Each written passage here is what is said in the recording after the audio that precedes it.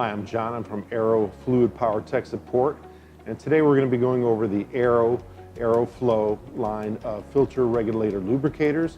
I want to talk how to set them up, how to use them, and the different configurations you can get this product. I'd like to talk about the setup of each of these units in terms of an FRL, and that pretty much describes the sequence in which they should be mounted. First is the filter, then the regulator, and finally the lubricator. So that would be the order. You wouldn't want to put the lubricator in front of any of the other units, because then it would be distributing oil to these and really compromising their function. So the lubricator always goes at the end of the line. Going over the different configurations, you can get these products as individual units. Here we have an individual piggyback filter regulator and a lubricator. The majority of our product will come with modular spacers. These are T-type brackets. You can also have them configured with pipe nipples. And this is something that you would do. You'd buy the individual units and then have them held together with a pipe nipple between the two. Going over the different product lines for the ARO Flow, we have the 1000 series, the 1500 series. These are from the 2000 series, and this is the 3000 series. And as you can imagine, they're differentiated by the port size and the amount of flow from each unit. As you said, you can purchase these in individual units, and in that case you could hold them together with a pipe nipple, or you could purchase a modular clamp. In this case we have a T-bracket that has the seal point on one side, a seal point on the other, and that seal point will match to the facing of each individual unit.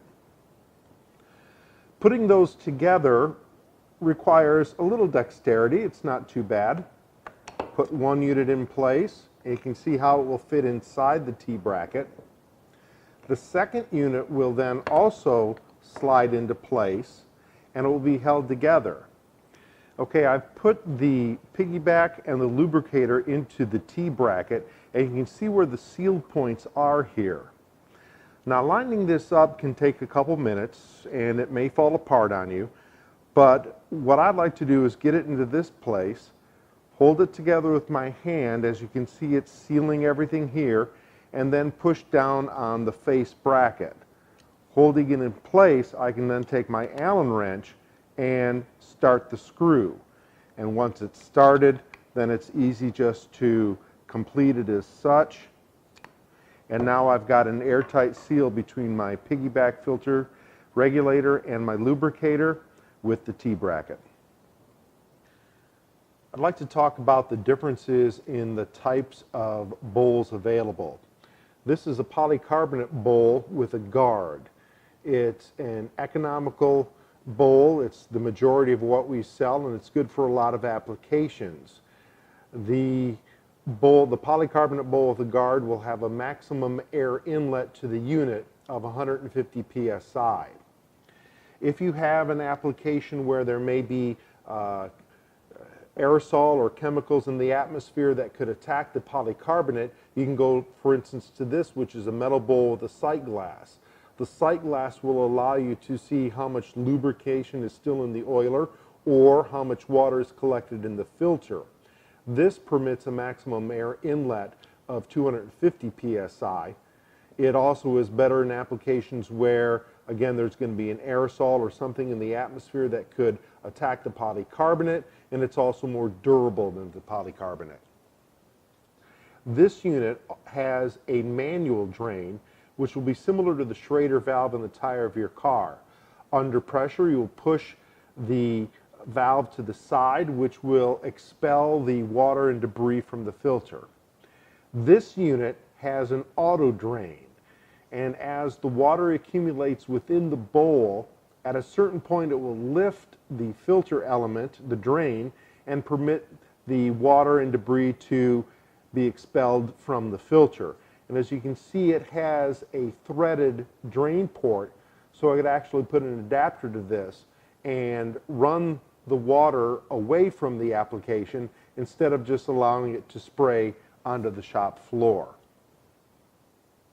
Airline adjustment of the downstream air pressure is pretty easy on either a piggyback filter regulator or a standard regulator. First you have to pull up on the adjustment knob, and then turning it clockwise will increase the air pressure. Turning it counterclockwise will relieve the air pressure on a relieving regulator. For the lubricator, I want to talk about how to adjust the amount of lubricant delivered as well as filling the unit. And that's done at the top of the lubricator. You see we have the clear sight dome. This has two functions. Number one is I can use a screwdriver and either turning it clockwise decrease the amount of lubricant dispensed, or turning it counterclockwise increase the amount of lubricant being put into the system. And the way I'll know that is as a downstream device like a tool is being used, I'll actually see the oil come up into the top of the sight dome and then drop into the air supply. It'll be atomized and distributed downstream. When the lubricator is empty and needs to be refilled, the way we do that is, again, through the top of the unit. And it can be done under pressure. You don't have to depressurize the system. It's simply you remove the fill screw,